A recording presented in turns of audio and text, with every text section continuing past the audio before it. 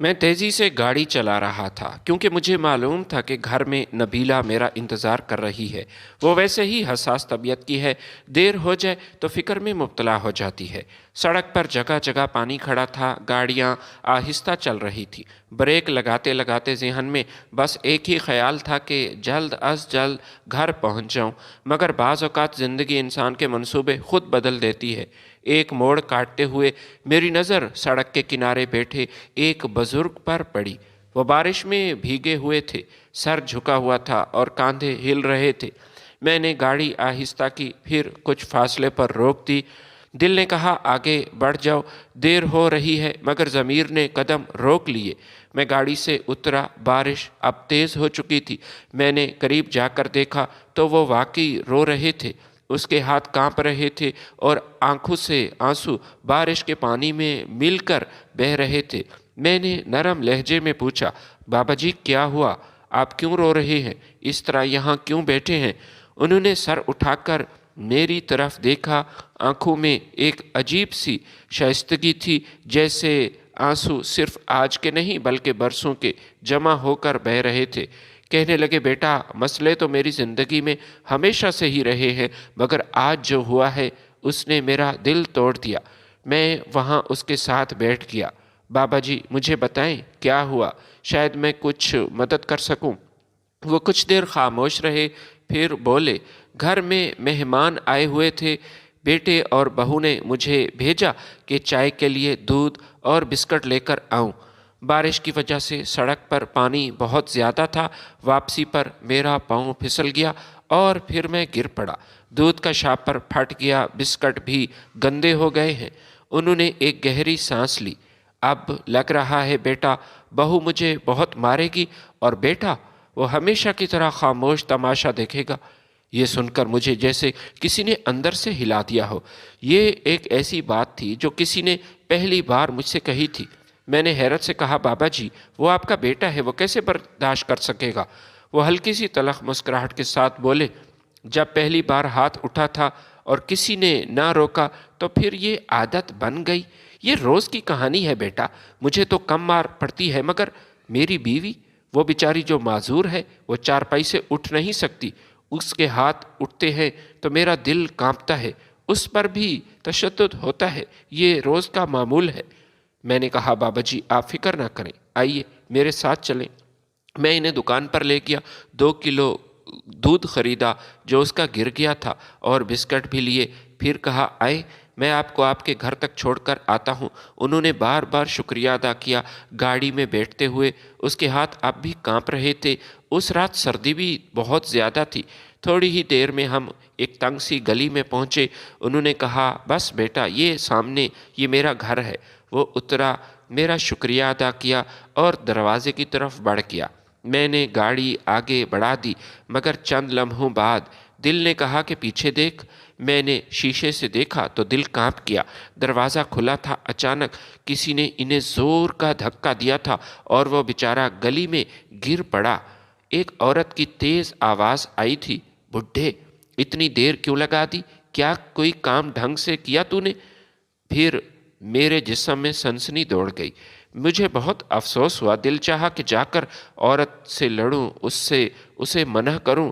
दरवाज़ा बंद हो गया। बारिश और भी तेज़ हो चुकी थी। वो बुज़ुर्ग गली में सिकुड़ कर बैठ गए। कपड़े भीग चुके थे, सर्दी से कांप रहा था। एक लम्हा भी मैं ना रुका। गाड़ी वापस मोड़ दी और दरवाज़ा खोला और उससे कहा कि आए बाबा जी, अंदर आ जाए। जिस घर में इज्जत ना हो वहाँ रहने की कोई ज़रूरत नहीं। मेरे साथ चला। उन्होंने खामोशी से मेरी तरफ देखा और फिर गाड़ी में बैठ गया। वो गाड़ी में मेरे साथ बैठा हुआ था, लेकिन अब भी उसके चेहरे पर परेशानी थी। मैंने कहा, बाबा जी क्या परेशानी है? उसने कहा, बस बेटा मैं तो ठीक हो जाऊंगा। आपके बेटे को और आपको, इसकी बहू को मैं ज़रूर सबक सिखाऊंगा। ये मैंने उससे कहा। आपके साथ बहुत बुरा सलूक हुआ है। मैं आपके बेटे को जेल की सलाखों के पीछे भी करवा सकता हूँ। वो कहने लगा, बेटा वो तो ठीक है, लेकिन मैं अपनी बीवी की वजह से परेशान हूँ। ज़ैनब पता नहीं किस हाल में होगी। रात को किसने उसे रोटी दी होगी या नहीं। पहले तो मैं ही उसे रोटी देता हूँ। मैंने तसल्ली दी। मैंने कहा, वो आपकी बीवी के लिए कितना परेशान था। مجھے ایسے لگا کہ گھر میں یہ دونوں ایک دوسرے کا ہی سہارا تھے بس، اور تیسرا کوئی ان کا سہارا نہیں تھا، اور اس کی بہو اور اس کے بیٹے عامر کو ان دونوں سے کوئی مطلب نہیں تھا، انہیں کوئی پرواہ نہیں تھی۔ اس سے پہلے میں نے ایسی باتیں صرف ٹی وی ڈراموں میں دیکھی تھیں یا سنی تھی، اور یقین نہیں رکھتا تھا کہ اولاد اس قدر بے حس بھی ہو سکتی ہے، لیکن آج تو میں نے اپنی آنکھوں سے سب دیکھا۔ انسان جب گرنے پر آئے تو اس کی کوئی حد نہیں ہوتی۔ اس رات جب میں انہیں اپنے گھر لے آیا تو نبیلہ واقعی دروازے پر میرا انتظار کر رہی تھی، وہ پریشان تھی۔ نبیلہ نے جب مجھے اس بزرگ کے ساتھ دیکھا تو اس کے چہرے پر حیرت صاف نظر آئی۔ گھڑی پر نظر ڈالی، پھر میری طرف دیکھا اور آہستہ سے بولی، کیا ہوا؟ اتنی دیر کیوں لگا دی؟ میں پریشان ہو رہی تھی۔ یہ کون ہے یہ بزرگ جو آپ کے ساتھ؟ میں نے گیلا کوٹ اتارتے ہوئے مختصراً کہا کہ یہ بابا جی ہیں، راستے میں ملے تھے، ذرا مسئلہ ہے، اندر آ جائیں، میں پھر تمہیں سب بتاتا ہوں۔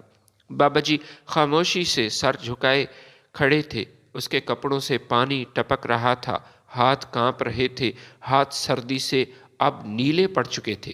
نبیلہ نے ایک لمحہ بھی ضائع نہ کیا، فوراً تولیہ لائی، انہیں کرسی پر بٹھایا اور کہا، آپ پہلے ہاتھ منہ صاف کریں، میں نئے کپڑے لاتی ہوں۔ بابا جی کی آنکھوں میں نمی آ گئی۔ پہلی بار شاید کسی نے پیار سے، محبت سے اس سے بات کی تھی، شاید برسوں بعد کسی عورت نے اس طرح نرمی سے بات کی۔ جب وہ کپڑے بدل چکے تو میں نے انہیں گرم چائے دی، انہوں نے کپ پکڑا تو ہاتھ اب بھی کانپ رہے تھے، اور پھر میں نے کہا، میں نے محسوس کیا کہ یہ کپ کپی صرف سردی کی نہیں، یہ شاید خوف بھی تھا، ایک عادت بھی تھی، اور برسوں کی دی ہوئی ایک اذیت تھی۔ نبیلہ کچن میں چلی گئی تو میں نے آہستہ سے پوچھا، بابا جی آپ کی بیوی وہ کیسی ہیں؟ وہ چند لمحے خاموش رہے، پھر بولے، زینب؟ ہاں میں نے تمہیں بتایا تھا نا، وہ 4 سال سے بستر پر پڑی ہے، ٹانگوں میں اب جان نہیں رہی، نہ بیٹا علاج کرواتا ہے نہ بہو، بس میں ہی ہوں جو اسے پانی پلاتا ہوں، میں ہی اسے کھانا کھلاتا ہوں، کپڑے بدلتا ہوں، واش روم تک لے کر جاتا ہوں۔ ان کی آواز بھر آئی، بیٹا بعض اوقات رات کو وہ بھوکی سو جاتی ہے، کیونکہ بہو کہتی ہے کہ یہ بوڑھی ہے، کم کھائے گی تو بہتر ہے، حالانکہ وہ بھوکی ہوتی ہے۔ میرا دل بیٹھنے لگا۔ میں نے پوچھا، آپ نے کسی کو بتایا، کسی رشتہ دار کو یا پڑوسی کو؟ وہ ہنس کر بولا، میں کس کو بتاؤں بیٹا، یہ رشتہ دار یہ سب ایسے ہی باتیں ہیں، جب بیٹا ہی آنکھیں بند کر لے تو غیر کون سا انصاف دے گا؟ ویسے بھی جو میرے ساتھ اور میری بیوی کے ساتھ سلوک ہو رہا ہے، ان میں ہم دونوں کی اپنی بھی غلطی شامل ہے، شاید ہمیں اپنے کیے کی سزا مل رہی ہے۔ جب ایک وقت تھا، ہم ایک نعمت ہمارے پاس تھی، لیکن ہم نے اس نعمت کی قدر نہ کی۔ بابا جی کی یہ بات میں نہ سمجھ سکا اور اس سے پوچھا کہ کس طرح کی نعمت؟ وہ مجھ سے کہنے لگا، بیٹا ہمیں ایک بہو نہیں، ایک بیٹی ملی تھی، بہت اچھی، اس کا نام لیلہ تھا، یتیم لڑکی تھی جس سے عامر کی شادی ہوئی، اس کا نام لیلہ، بہت ہی شریف النفس لڑکی، میرا اور میری بیوی زینب کا وہ بہت خیال رکھتی تھی، مگر زینب کو تو لیلہ سے سخت نفرت تھی، اس کی قدر نہ کی۔ شاید یہ اس لڑکی کی غربت تھی جس کی وجہ سے زینب اس سے نفرت کرتی تھی، وہ ڈھیر سارا جہیز لے کر نہیں آئی تھی، یہی وجہ تھی کہ وہ اسے مارتی، بار بار اسے ٹوکتی، عیب میرے بیٹے عامر کو بتاتی، حالانکہ اس لڑکی میں کوئی عیب نہیں تھا سوائے اس کے کہ وہ لاوارث اور غریب تھی، یتیم تھی۔ اس کا ایک ہی بھائی تھا جو کہ نشئی تھا، اور اسے ایک گھر چاہیے تھا، ایک چھت جہاں وہ عزت سے رہ سکے، جہاں اسے آسرا مل سکے، ورنہ اسے اپنے بھائی سے بھی کوئی امید نہیں تھی۔ اس کا بھائی تو بہن کو فروخت کرنا چاہتا تھا، لیکن پھر عامر نے اس لڑکی پر ترس کرتے ہوئے اس سے نکاح کیا، اسے سہارا دیا اور یہاں اس گھر میں لایا۔ ماں اپنے بیٹے پر غصہ کرنے لگی کہ یہ تم نے کیا کیا؟ یہ عامر یہی کہتا تھا کہ ماں وہ لاوارث ہے، اس کا بھائی وہ ٹھیک نہیں، وہ ایک آوارہ قسم کا انسان ہے، کہیں وہ اپنی بہن کو بیچ نہ دے۔ لیکن میری بیوی زینب ہمیشہ عامر سے یہی کہتی کہ تم نے بڑی غلطی کی، نہ ہم اس لڑکی کو ٹھیک سے جانتے ہیں، نہ ہی اس کے خاندان کے بارے میں، ایک ہی بھائی ہے، وہ بھی یہ اس گھر میں نہیں آ سکتا کیونکہ وہ تو نشائی ہے، اور کوئی کسی نشائی کو اپنے گھر میں کیسے گھسنے دے سکتا ہے۔ چھوٹی چھوٹی باتوں پر وہ بیچاری کو ڈانٹتی، اور وہ بیچاری گھر کے سارے کام کرتی، صبح سے لے کر شام تک وہ کام کرتی تھی، ماں کی باتیں برداشت کرتی، آرام بالکل نہیں کرتی تھی، مگر اس کے باوجود اس کی ساس اس پر راضی نہیں تھی، کسی صورت بھی نہیں۔ آخرکار اس نے عامر کو اتنا بھڑکایا کہ اس نے بیچاری لیلا کو طلاق دے دی اور دھکے دے کر گھر سے نکال دیا۔ بیٹا، غلطی میری بھی ہے، میں نے کبھی اپنی بیوی کو روکا نہیں، اسے غلط صحیح کچھ نہ کہا کہ ایسا مت کرو، یتیم لڑکی ہے، کیوں اس کے پیچھے پڑی ہو۔ وہ اس وقت تو میں ایک تماشائی تھا، صرف تماشا دیکھتا تھا، ان باتوں میں میری زیادہ دلچسپی نہیں تھی، بس میں اپنے دوستوں کے ساتھ ٹائم پاس کرتا تھا۔ لیکن جب بھی گھر آتا تو یہی فساد دنگا میں ہر وقت دیکھتا، کبھی اپنی بیوی زینب کو منع نہ کیا، نہ ہی اس بات میں کوئی دلچسپی لی، بس اپنی بیوی کو ہی میں درست سمجھتا تھا، اس پر یقین تھا کہ یہ جو کہہ رہی ہے وہی درست ہے، اس لڑکی میں ہی کوئی نہ کوئی عیب ہوگا، اسی میں کوئی نقص ہوگا، غلطی لڑکی کی ہوگی جس کی وجہ سے زینب اس کے پیچھے پڑی ہے۔ پھر جب وہ لڑکی گھر سے چلی گئی تب ہمیں اس بات کا اندازہ ہوا اور ہمیں اپنے کیے کی سزا ملی۔ میری بیوی زینب کو اپنے جرم کی بہت بڑی سزا ملی، جو اس لڑکی پر ظلم کیے اس کی سزا اس نے کافی جھیلی، اور مجھے خاموش تماشائی بننے کی سزا مل رہی ہے، کیونکہ جو شخص ظلم زیادتی کو دیکھتے ہوئے ہمیشہ خاموش رہے، کوئی ایکشن نہ لے، وہ بھی ظالموں سے شمار ہوتا ہے، اور میرا شمار انہی ظالموں میں ہوا۔ لیلا کے جانے کے بعد میری بیوی زینب اپنی بھانجی کو اپنے گھر لائی تھی، جس کا نام سائرہ تھا۔ سائرہ پر اسے بہت بھروسہ تھا، وہ اس کی بھانجی تھی، میری بیٹی بن کر رہے گی، میری بھانجی، یہ میرے جگر کا ٹکڑا ہے، لیکن اللہ نے اسے وہی دکھایا جس کا اسے اندازہ بھی نہیں تھا۔ وہی بھانجی، اس نے تو زینب پر ظلم کے پہاڑ ڈھا دیے، وہ مجھے اتنا دکھ نہیں دیتی تھی جتنا اپنی خالہ کو، میری اسے کوئی پرواہ نہیں تھی۔ ہمارے بیٹے عامر کے دل پر ایسی مہر لگ چکی تھی کہ وہ بس خاموش تھا، جس طرح میں خاموش تماشائی بنا تھا اور میری بیوی اس بیچاری لیلا پر ظلم کرتی تھی، اب ہمیں بھی اسی چیز کا بدلہ مل رہا تھا۔ میرا بیٹا خاموش تماشائی بنا تھا، اور میری دوسری بہو جو کہ میری بیوی کی بھانجی تھی، ہم پر اور اس گھر پر عذاب بن کر آئی تھی۔ بیٹا، پچھلے 2 برس سے جو حالت ہماری ہوئی ہے ہم کسی کو بتا نہیں سکتے۔ یہ بات کرتے ہوئے وہ رونے لگا، میں نے اسے تسلی دی اور کہا کہ آپ فکر مند نہ ہوں، اب جو ہو گیا سو ہو گیا، اب آپ لوگوں کے ساتھ کسی قسم کی کوئی زیادتی نہیں ہوگی، اور عامر کو یہ جواب دینا پڑے گا۔ میں یہ بات برداشت نہیں کر سکتا۔ میرا ایک دوست ہے، انسپکٹر ہے، میں اس کے پاس جاؤں گا، اس سے بات کروں گا اور سارے حالات سے اسے آگاہ کروں گا، آپ پریشان مت ہوں، وہ ہماری ضرور مدد کرے گا، آپ بے فکر رہیں۔ اسی دوران نبیلہ کمرے میں آئی، اس کے ہاتھ میں دوائیاں تھیں، اس کا بخار ہلکا ہے، میں نے دوا دے دی ہے، آپ آرام کریں بابا جی۔ بابا جی نے سر ہلایا، مگر جاتے جاتے وہ رک گئے۔ بیٹا، میں زیادہ دن نہیں رک سکتا، بلکہ میں صبح جاؤں گا اپنے گھر، صبح ہوتے ہی مجھے واپس جانا پڑے گا۔ میری بیوی اکیلی ہے، میں جانتا ہوں، اس کی میرے سوا کوئی نہیں۔ میں نے کہا بابا جی ایک رات یہاں رک جائیں، کل بات کریں گے۔ وہ خاموشی سے لیٹ گیا، تھکن اتنی زیادہ تھی کہ آنکھیں فوراً بند ہو گئیں، مگر نیند شاید ہلکی تھی، کیونکہ کبھی کبھی اس کے ہونٹ ہلکے سے ہلتے جیسے کسی ڈراؤنے خواب میں ہو۔ اس رات مجھے نیند نہیں آئی تھی، میرے ذہن میں بار بار وہ منظر آ رہا تھا جب دروازہ بند ہوا تھا اور وہ گلی میں گرے تھے۔ میں یہی سوچ رہا تھا کہ ایک باپ جو ساری زندگی اپنے بچوں کے لیے جیتا ہے، اس کے لیے تکالیف برداشت کرتا ہے، آج اسی اولاد کے ہاتھوں وہ ایسے ذلیل ہو رہا ہے، یہ بات عجیب ہے۔ فجر سے پہلے آنکھ کھلی تو میں نے دیکھا کہ بابا جی وضو کر رہے ہیں، نماز کے بعد وہ جائے نماز پر بیٹھ کر تسبیح پڑھ رہے تھے، چہرے پر کافی سکون تھا، مگر آنکھوں میں گہری تھکن تھی۔ یہ مجھے دیکھ کر بولے کہ بیٹا میں نے گھر جانا ہے، فوراً میں گھر جاؤں گا۔ زینب پریشان ہوگی۔ میں نے کہا آپ کو چھوڑنے چلوں گا، پریشان مت ہوئیے، میں ابھی آپ کو گاڑی پہ چھوڑ کر جاتا ہوں۔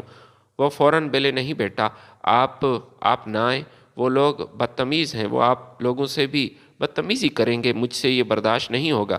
میں نے مضبوط لہجے میں کہا کہ بابا جی اب بات ہوگی، بات ہونا اب ضروری ہے۔ خاموشی بہت ہو چکی، راستے بھر وہ خاموش رہے، صرف ایک جملہ بار بار کہہ رہے تھے کہ بیٹا اگر میں نہ ہوا تو زینب کا کیا ہوگا، وہ بیچاری بیمار ہے۔ ہم ان کے گھر پہنچے تو دروازے پر دستک دی۔ کچھ دیر بعد دروازے پر عامر آیا، باپ کو دیکھا تو ناگواری سے بولا آپ کہاں چلے گئے تھے؟ آپ کو پتہ ہے ہم کتنے پریشان تھے؟ میں نے آگے بڑھ کر کہا کہ آپ کو شرم آنی چاہیے، کل رات آپ کے والد گلی میں گرے پڑے تھے، اس کے کپڑے بھیگ چکے تھے، آپ کی بیوی نے اسے دھکا دیا تھا، آپ نے تلاش تک نہ کیا۔ عامر کا چہرہ سرخ ہو گیا، وہ چیخ کر بولا تم کون ہوتے ہو درمیان میں بولنے والے؟ تم ہو کون؟ یہاں سے دفع ہو جاؤ۔ اس نے بابا جی کو بازو سے پکڑا، اندر گھسیٹا اور دروازہ زور سے بند کر دیا۔ دروازہ بند ہونے سے پہلے ہی میں نے اندر دیکھ لیا تھا۔ ایک کونے میں ٹوٹی ہوئی چارپائی تھی، اس چارپائی پر ایک نحیف سی عورت بیٹھی تھی، آنکھوں میں اس کے بے بسی تھی، چہرے پر بیماری تھی اور پورے وجود میں خاموش فریاد۔ میں وہیں کھڑا رہ گیا۔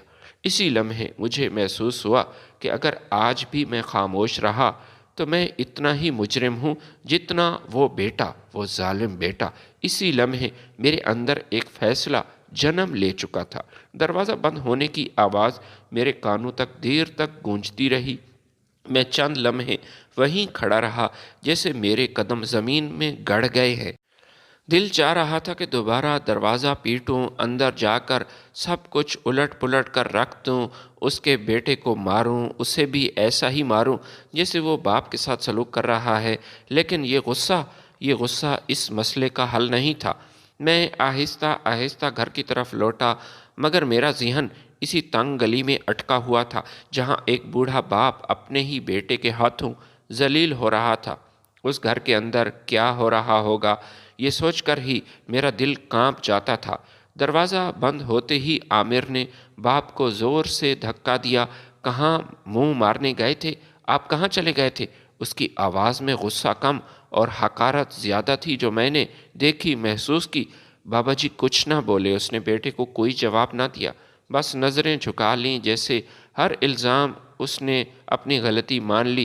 اسی وقت اندر سے سائرہ کی آواز آئی، آ گئے میاں جی؟ واہ جی، بڑے شوق سے نکلے تھے، دودھ کہاں ہے؟ بابا جی نے آہستہ سے کہا کہ وہ گر گیا تھا، میں پھسل گیا تھا۔ یہ سننا تھا کہ سائرہ بھڑک اٹھی، ہر وقت آپ کا یہی ڈرامہ، کبھی کوئی کام ڈھنگ سے آپ نے کیا ہے؟ ایک کام بھی ڈھنگ سے نہیں ہوتا تم سے۔ وہ آگے بڑھی اور بغیر سوچے سمجھے اس کے بازو پر زور سے ہاتھ مارا۔ بابا جی لڑکھڑا گئے، دیوار کا اس نے سہارا لیا۔ عامر یہ سب کچھ دیکھ رہا تھا، وہ نہ آگے آیا، نہ اسے روکا، نہ ہی ایک لفظ بولا، بس خاموش کھڑا رہا جیسے یہ سب معمول کے مطابق ہو رہا ہے۔ کمرے کے ایک کونے میں زینب بی بی ٹوٹی ہوئی چارپائی پر بیٹھی تھی، اس کی ٹانگیں اب بے جان ہو چکی تھی، ہاتھ بہت کمزور، آنکھیں اندر کو دھسی ہوئی تھی۔ انہوں نے لرزتی ہوئی آواز میں کہا بیٹا کیوں مار رہے ہو، یہ بوڑھا ہے۔ سائرہ پلٹ کر چیخی، خاموش رہو، تمہیں بولنے کی کوئی ضرورت نہیں، تم دونوں نے میری زندگی عذاب بنا دی۔ عامر نے ماں کی طرف دیکھا مگر نظریں فوراً اس نے پھیر لی۔ اس کی خاموشی سب سے بڑا ظلم تھا۔ بابا جی آہستہ آہستہ چارپائی کے پاس جا کر بیٹھ گئے۔ انہوں نے زینب بی بی کی طرف دیکھا جیسے معافی مانگ رہے ہوں کہ وہ اسے بچا نہ سکے۔ زینب بی بی کی آنکھوں میں مسلسل آنسو بہہ رہے تھے۔ وہ بولیں یہ سب میری وجہ سے ہے بیٹا، میں ہی نحوست ہوں، مجھے تو اپنے کیے کی سزا مل رہی ہے۔ بابا جی نے اس کا ہاتھ تھاما، نہیں زینب، یہ ہمارا امتحان ہے، صبر کے علاوہ کوئی چارہ بھی نہیں۔ مگر سائرہ کے کانوں میں جوں تک نہ رینگی، وہ باورچی خانے میں جا کر برتن پٹخنے لگی۔ عامر صحن میں آ گیا، اس کے ذہن میں ایک لمحے کے لیے وہ اجنبی شخص آیا جو اس کے باپ کے ساتھ کھڑا تھا وہ یہی سوچ رہا تھا کہ یہ شخص کون ہے۔ اسے اس بات پر غصہ تھا، مگر اپنے آپ پر نہیں بلکہ اس شخص پر جو اس کا خاموشی کو للکار گیا تھا۔ وہ بڑبڑایا کہ لوگ اب ہمارے گھروں میں مداخلت کرنے لگے ہیں، یہ بڈھا ہر جگہ جاتا ہے، کسی نہ کسی کو اپنے ساتھ لے کر ہی آتا ہے، اس کی یہ حرکت، یہ عادات بگڑتی جا رہی ہے۔ بابا جی نے زینب کو اپنے ہاتھوں سے تھوڑا سا دلیا کھلایا جو پچھلے دن بچا ہوا تھا، پھر خود بغیر کھائے لیٹ گئے۔ سردی بڑھ رہی تھی، اس کے پاس نہ کمبل تھا نہ چادر، بار بار کھانسی آ رہی تھی، مگر وہ آواز دبانے کی کوشش کر رہے تھے تاکہ سائرہ جاگ نہ جائے۔ زینب بی بی نے کانپتی ہوئی آواز میں کہا، آپ کیوں واپس آ گئے تھے؟ وہ آپ کو ماریں گے؟ بابا جی آہستہ سے بولے، میں کیا کروں؟ میں تمہیں کیسے اکیلا چھوڑ کر جا سکتا ہوں؟ اور یہ کوئی حل تو نہیں کہ میں گھر چھوڑ کر چلا جاؤں؟ ان کے پاس بس یہی ایک دلیل تھی اور یہی ان کی کمزوری بھی تھی۔ صبح ہوئی تو سائرہ نے حسب معمول چائے بنائی، مگر چارپائی کی طرف ایک نظر اس نے نہ ڈالی۔ عامر نے چائے پی، اخبار اٹھایا اور دفتر جانے کی اس نے تیاری کی۔ زینب بی بی نے دھیمی آواز میں کہا، بیٹا دوا ختم ہو چکی ہے، مجھے کھانسی اور بخار۔ عامر نے بغیر دیکھے کہا، پیسے نہیں ہیں، حالانکہ اس کی جیب میں موبائل کی نئی قسط کی رسید تھی۔ دروازہ بند ہوا تو گھر پھر خاموش ہو گیا، خاموشی جو چیختی تھی مگر سننے والا کوئی نہ تھا، نہ کوئی محسوس کر سکتا تھا۔ بابا جی نے زینب کے ماتھے پر ہاتھ رکھا، اسے بخار تھا۔ انہوں نے آنکھیں بند کی اور دل ہی دل میں دعا کی کہ اے میرے پروردگار، اے میرے اللہ، اگر میری زندگی میں کچھ باقی نہیں تو کم از کم اس عورت کو سکون دے دے۔ اسی لمحے انہیں معلوم نہیں تھا کہ باہر کوئی شخص ایسا ہے جو اب خاموش نہیں رہے گا، جو اس ظلم کو یوں چلتا ہوا کسی صورت نہیں دیکھ سکتا۔ یہ وہ گھر تھا جہاں باپ باپ نہیں رہا تھا، وہ صرف ایک بوجھ بن چکا تھا، ایک مجبور وجود تھا جس کی سانسیں دوسروں کی مرضی سے چل رہی تھیں۔ میں اس دن گھر واپس آ گیا تھا، مگر میرا جسم گھر میں نہیں تھا، دل اس تنگ گلی میں رہ چکا تھا، اس ٹوٹے ہوئے دروازے کے پیچھے۔ اب میں قید ہو چکا تھا۔ نبیلہ نے میرا چہرہ دیکھا تو وہ فوراً سمجھ گئی کہ کچھ ٹھیک نہیں ہے۔ آپ ٹھیک تو ہیں؟ اس نے آہستہ سے پوچھا۔ بابا جی کو گھر چھوڑ کر واپس جب سے آپ آئے ہیں میں نے دیکھا کہ آپ پریشان ہیں۔ میں نے کرسی پر بیٹھتے ہوئے کہا کہ میں ٹھیک نہیں ہوں، حقیقت تو یہ ہے کہ میں اداس ہوں اس شخص کی وجہ سے، مگر وہ لوگ اس سے کہیں زیادہ ٹھیک نہیں۔ میں نے نبیلہ کو سب کچھ بتا دیا، ایک ایک بات، ایک ایک منظر، بابا جی کا کانپتا ہوا وہ جسم، زینب بی بی کی بے بس آنکھیں، عامر کی خاموشی اور سائرہ کا وہ ظلم اور بے حسی۔ نبیلہ کی آنکھوں سے آنسو بہنے لگے۔ یہ کیسے لوگ ہیں؟ میں نے ایسے لوگ پہلے نہیں دیکھے، والدین کے ساتھ ایسا سلوک، ان کو خدا کا خوف نہیں؟ میں نے گہری سانس لی۔ اصل مسئلہ یہ ہے کہ میں نے نبیلہ سے کہا کہ اکثر ظلم وہاں چلتا ہے جہاں خاموشی ہو۔ پھر میں نے نبیلہ کو بتایا کہ تمہیں عادل یاد ہے، میرا دوست جو میرے گھر آیا تھا ایک بار اپنے بیوی اور بچوں کے ساتھ، تقریباً 2 سال پہلے یہاں آیا تھا۔ نبیلہ نے اپنے دماغ پر زور دیا اور کہا، ہاں مجھے یاد ہے، عادل جو تقریباً 2 سال پہلے ہمارے گھر آیا تھا، لیکن اب وہ نہیں آتا، نہ ہی کبھی آپ نے اس کے سلسلے میں بات کی۔ میں نے نبیلہ کو بتایا کہ وہ بالکل ٹھیک ہے، لیکن اب میں اس سے ناراض ہوں، میں نے اس سے رابطہ ختم کر دیا، دوستی بھی ختم ہو چکی ہے۔ نبیلہ مجھ سے کہنے لگی، کیوں ایسا کیوں کیا؟ وہ تو آپ کا بہترین دوست تھا، آپ اس کی بہت تعریفیں کرتے تھے، گاؤں سے آپ کے لیے تحفے تحائف لے کر آتا تھا، آم کی پیٹیاں اور نہ جانے کیا کیا لے کر۔ میں نے اپنی بیوی سے کہا کہ تحفے تحائف کی اتنی اہمیت نہیں، انسان کیسا ہے، اس کا اخلاق، اس کا خلوص یہ دیکھا جاتا ہے۔ ویسے تو عادل میرا اچھا دوست تھا، بچپن کا دوست تھا، ایک ہی ساتھ ہم نے تعلیم حاصل کی تھی، پھر اس نے مجھے اپنے گاؤں پر دعوت دی تھی، اس کے چھوٹے بھائی کی شادی تھی اور اس نے اپنے بھائی کی شادی پر مجھے بلایا تھا۔ میں نے اس کی یہ دعوت قبول کی، یہی سوچا کہ گاؤں بھی دیکھ لوں گا، اور اپنے دوست عادل کے پاس اس کے بھائی کی شادی میں شرکت کرنے کے لیے میں وہاں چلا گیا۔ وہاں ہمارا خوب استقبال کیا گیا۔ مہمان نواز لوگ تھے۔ عادل کا چھوٹا بھائی دلہا بن کر بیٹھا تھا۔ مہمانوں کو طرح طرح کے کھانے پیش کیے جا رہے تھے۔ اس نے بڑے بڑے لوگوں کے ساتھ تعلقات بنا رکھے تھے۔ یہ تو میں عادل کو شروع سے جانتا تھا۔ وہ تعلقات بنانے میں ماہر تھا اور اپنے چھوٹے بھائی کی شادی پر اس نے سب لوگوں کو بلایا تھا۔ اسی طرح باقی لوگوں کو بھی بلایا۔ جس فیکٹری میں وہ نوکری کرتا تھا اس کے سی او کو، فیکٹری کے مالک کو بھی اس نے بلایا، اور کچھ سیاستدانوں کو بھی اس نے شادی کی تقریب میں بلایا تھا۔ خوب گہما گہمی تھی۔ ڈھول کی تھاپ پر لوگ رقص کر رہے تھے۔ آج وہ بہت خوش تھے، لیکن میری نگاہیں تو دلہے کے باپ کو ڈھونڈ رہی تھیں۔ میں عادل کے باپ سے ملنا چاہتا تھا۔ میں نے اس کے بارے میں بہت کچھ سن رکھا تھا۔ نہایت اچھے انسان تھے، ایک مصنف تھے، وہ کتابیں لکھتے تھے، نہایت شریف انسان۔ اس وقت میں ایم فل اردو کر رہا تھا۔ مجھے ایک شخصیت پر تھیسس کرنے کے لیے ملا تھا۔ میں اس پر لکھنا چاہتا تھا، ایک کتاب جو 500 صفحات پر مشتمل ہو۔ یہ کتاب میں نے مکمل کرنی تھی۔ میں عادل کے باپ طالب حسین سے مدد لینا چاہتا تھا، اس سے ملنا چاہتا تھا تاکہ اس تھیسس میں وہ میری ہیلپ کر سکیں اور جلد از جلد یہ تھیسس مکمل ہو سکے، لیکن وہ مجھے کہیں نظر نہیں آ رہا تھا۔ یہ بات تو بڑی عجیب تھی کہ بیٹے کی شادی پر باپ نظر نہ آئے۔ پھر میں نے عادل سے بات کی کہ ابو تمہارے کہاں ہیں؟ تو وہ کہنے لگا کہ ہیلے بہانے کرنے لگا اور ایسے ہی جھوٹ بولنے لگا کہ وہ تو سو رہے ہیں، اس کی طبیعت خراب ہے۔ پھر میں نے اس سے پوچھا کہ کم از کم مجھے اپنے باپ سے ملواؤ، میں ایک بار اس سے ملنا چاہتا ہوں، ایک ضروری کام ہے، اس بہانے میں اس کی عیادت کر لوں گا اگر وہ بیمار ہے۔ لیکن وہ کچھ نہ کچھ بہانے کر کے اپنے آپ کو چھپا رہا تھا، اس بات کو بدل کر ٹاپک چینج کر رہا تھا۔ وہ بس یہی چاہتا تھا کہ کسی طرح میں اس کے باپ کا سامنا نہ کروں اور اس سے نہ ملوں۔ میں اس کے اس رویے پر حیران تھا۔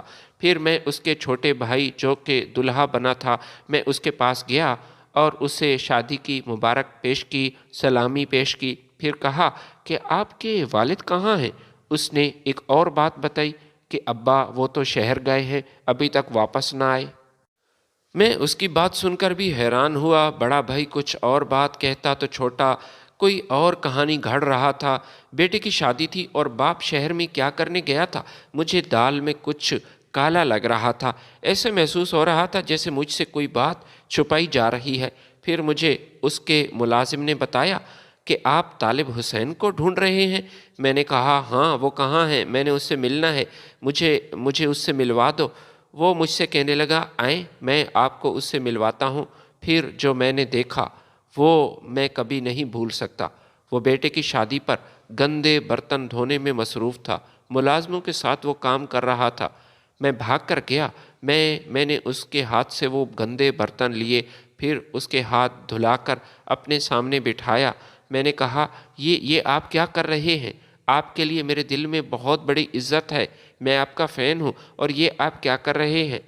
وہ کہنے لگا بیٹا یہ کوئی غلط بات نہیں، بس عادل نے کہا تھا کہ ملازموں کے ساتھ تھوڑا سا کام کرو، کیونکہ برتن کچھ زیادہ تھے، کام زیادہ تھا اور دھونے والے کم تھے، تو میں یہاں بیٹھ گیا۔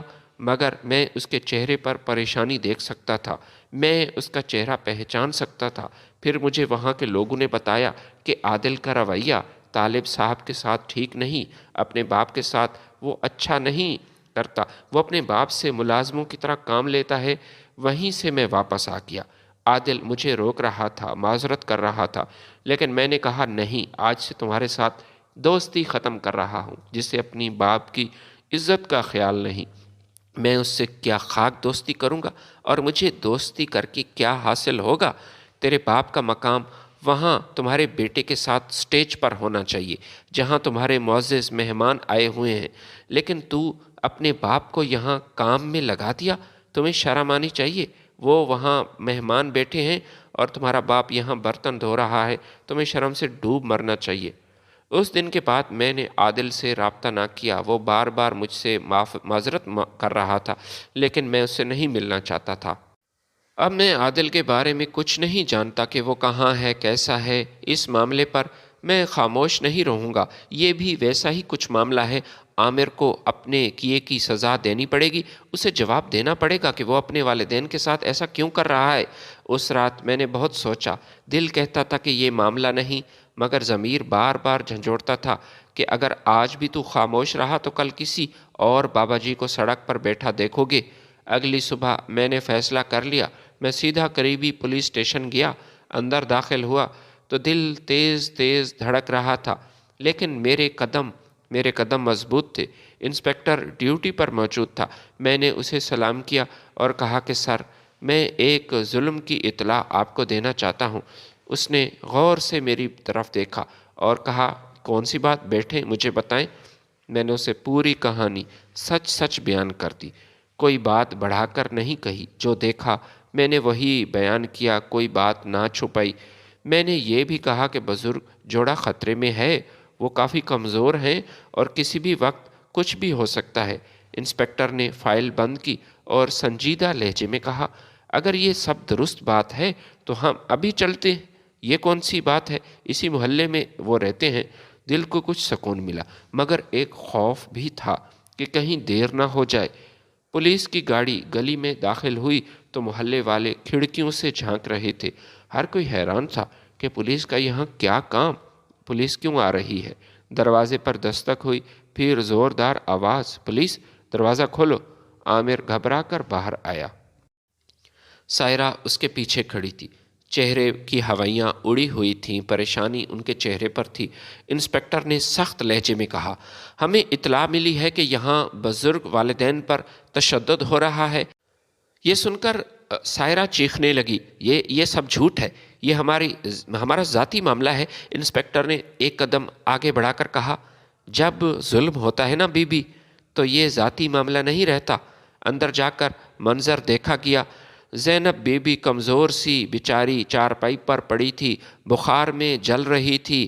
بابا جی ایک کونے میں بیٹھے تھے، اپنی بیوی کے لیے وہ بھی پریشان تھے، نظریں جھکائے ہوئے تھے۔ انسپکٹر نے عامر کو گھورا، تمہیں شرم آنی چاہیے، میں تمہیں نہیں چھوڑوں گا۔ تمہارے سامنے تمہارے والدین کو مارا جاتا ہے اور تم خاموش رہتے ہو، اور مارنے والا کوئی اور نہیں بلکہ تمہاری اپنی بیوی۔ عامر کچھ نہ بولا۔ سائرہ بولی، یہ سب ڈرامہ ہے، یہ جھوٹ ہے، آپ کو کس نے بتایا؟ اسی وقت بابا جی کی آواز کانپی، بیٹا، ہم نے کچھ نہیں کیا۔ انسپکٹر نے فیصلہ سنا دیا۔ عامر اور سائرہ کو حراست میں لے لیا گیا، جبکہ بابا جی اور زینب بی بی کو فوراً ایک فلاحی ادارے میں منتقل کرنے کا حکم دیا گیا۔ جب ایمبولینس روانہ ہوئی تو بابا جی نے میری طرف دیکھا۔ اس کی آنکھوں میں آنسو تھے، مگر اس بار شکر کے آنسو تھے۔ فلاحی ادارے میں زینب بی بی کو صاف بستر دیا گیا، دوا اور سکون ملا۔ وہاں اس کی ہم عمر کئی ایسی عورتیں تھیں جو زینب بی بی کے ساتھ بیٹھ جاتی، اس سے باتیں کرتی۔ بابا جی ان کے پاس بیٹھے رہے جیسے برسوں بعد انہیں سانس لینے کی اجازت ملی ہو، تھوڑا سا سکون ملا ہو۔ چند دن بعد میں دوبارہ ان سے ملنے کے لیے گیا۔ زینب بی بی کی حالت اب کچھ بہتر تھی۔ انہوں نے میرا ہاتھ پکڑا اور دھیمی آواز میں کہا، بیٹا، یہ سب میری سزا ہے۔ انہوں نے آنکھیں بند کر لی۔ میری ماضی کی گلیوں میں واپس جا رہی ہوں۔ میری پہلی بہو لیلا، کیا بات تھی اس کی، وہ ایک اچھی لڑکی تھی، مجھے آج وہ بہت یاد آتی ہے۔ کیا ہی بات ہے، مگر میں نے اس پر ظلم کیا تھا، میں نے ہی اپنے بیٹے کے دل میں زہر بھرا تھا۔ وہ میری طرف دیکھنے لگی، پھر اس نے آنکھیں بند کر لیں۔ بیٹا، یہ سب میرا کیا دھرا ہے، غلطی میری ہے۔ آج جو میرے ساتھ ہو رہا ہے وہ میں نے خود بویا تھا اور آج میں کاٹ رہی ہوں۔ میں نے پہلی بار کسی ماں کو اس طرح خود کو مجرم ٹھہراتے ہوئے دیکھا تھا۔ وہ بولتی گئی، میری پہلی بہو لیلا بہت اچھی لڑکی تھی بیٹا، بہت صابرہ عورت، بہت خاموش، یتیم تھی، بس ایک معذور بھائی تھا اس کا۔ میں نے اس کمزوری کو ہی اس کا جرم بنا لیا تھا۔ اس کی آواز بھر آئی۔ میں اس پر چیختی تھی، اس کو تانے دیتی تھی۔ کبھی کہتی تھی کہ تم ہمارے معیار کی نہیں، کبھی کہتی تھی کہ تمہارا خاندان، تمہارے والدین کا کوئی پتہ نہیں، تم کون ہو، کبھی کہتی تھی ہمارے بیٹے کے قابل نہیں۔ یہ سب سہتی تھی، میں اسے باتیں سناتی تھی، میں خاموش سنتا رہا۔ میں نے اپنے بیٹے عامر کو اس کے خلاف بہت بھڑکایا تھا، کبھی خود برتن توڑ دیتی تو اس پر نام آ جاتا، کبھی کھانا خراب کر دیتی، جان بوجھ کر کھانے میں نمک ڈال دیتی اور بیچاری کی بےزتی اسی کی ہوتی، الزام اس پر عائد کر دیتی۔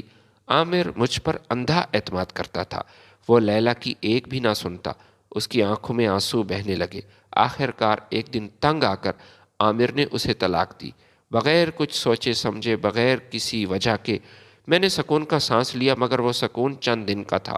وہ رکی، گہرا سانس لیا، پھر سائرہ آ گئی، میری بھانجی، جس پر مجھے بھروسہ تھا۔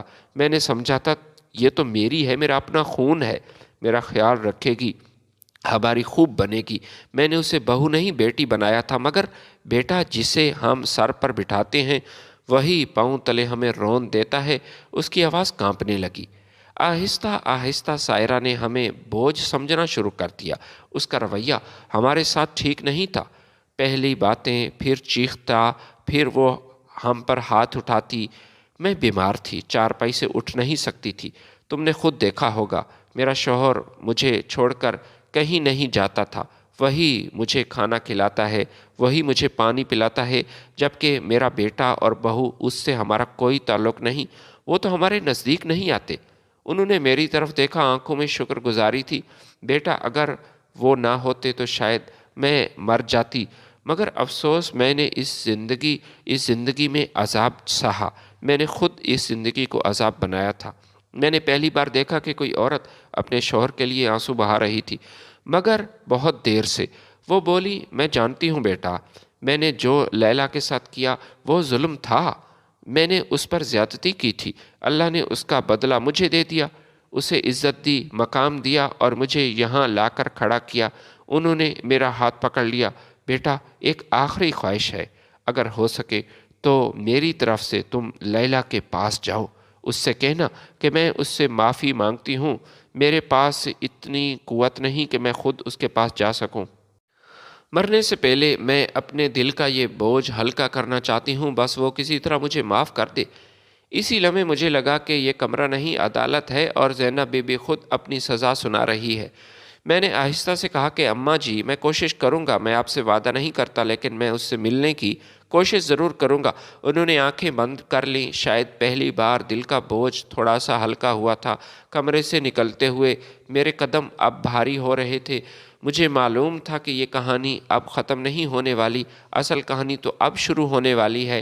لیلا کی تلاش تھی ماضی کے سائے اور مکافات عمل کا وہ باب جو کسی طور پر نہیں چھوڑا جا سکتا۔ لیلا بہت کم عمر لڑکی تھی جب اس کے والدین اس دنیا سے رخصت ہو گئے تھے۔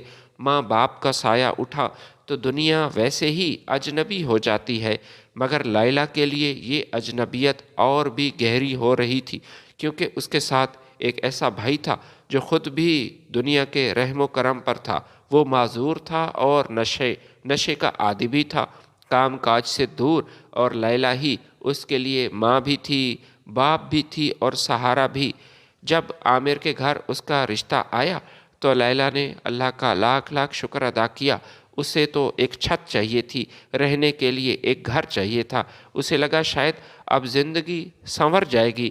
وہ جانتی نہیں تھی کہ یہ گھر نہیں، ایک اس کے لیے امتحان ہے، اور وہ امتحان بھی کچھ ایسا جس کا پرچہ کبھی ختم نہیں ہوگا۔ شادی کے ابتدائی دنوں میں لیلا خاموش رہی، وہ زیادہ بولنے والی بالکل نہیں تھی۔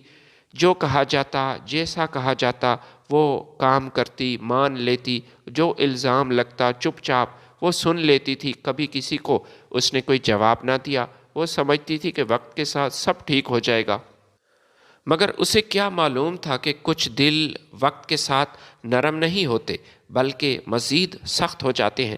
زینب بی بی کو لیلا کی خاموشی کھٹکتی تھی، وہ اس سے نفرت کرتی، اس سے جلتی تھی، حسد کرتی تھی۔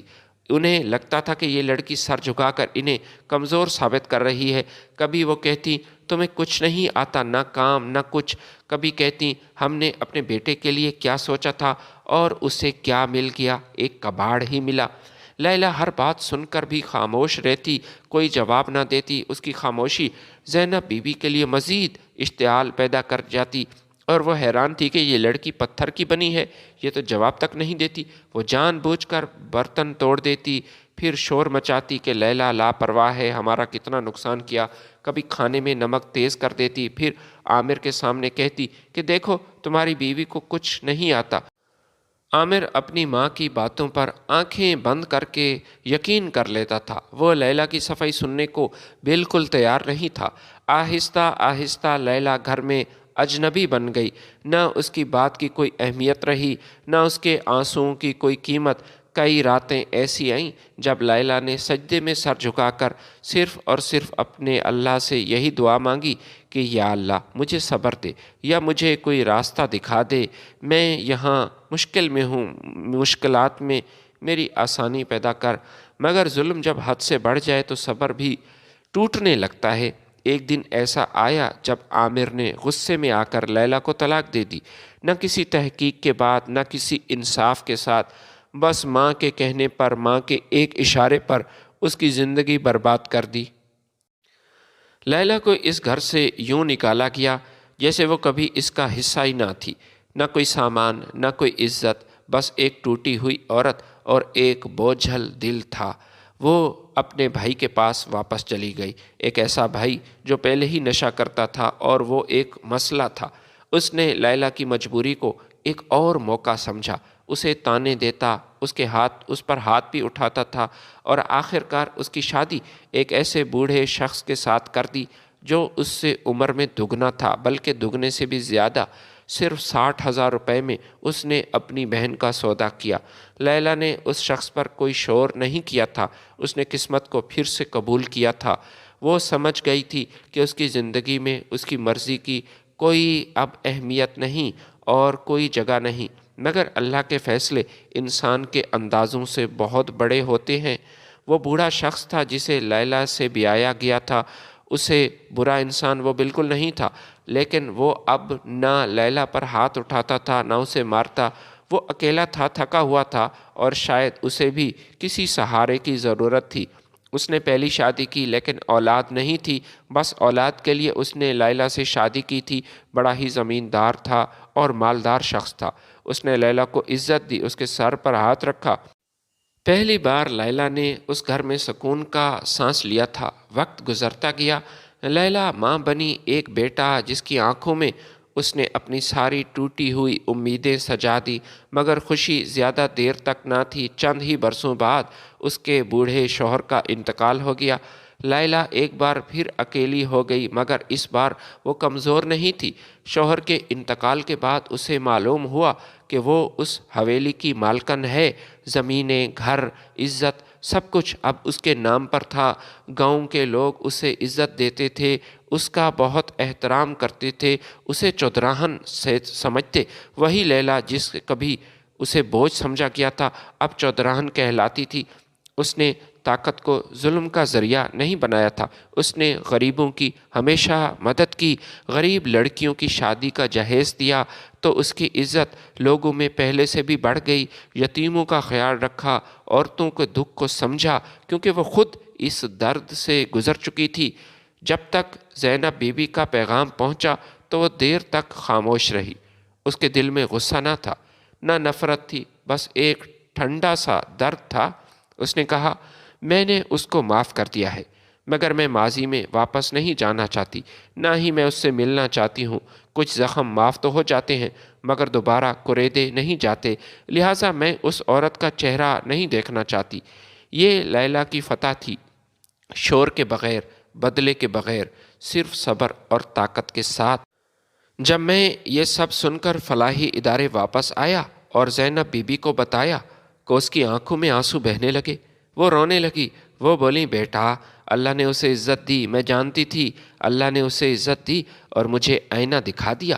یہی مکافات عمل تھا بیٹا، نہ فوراً، نہ شور کے ساتھ، بس بالکل انصاف کے ساتھ۔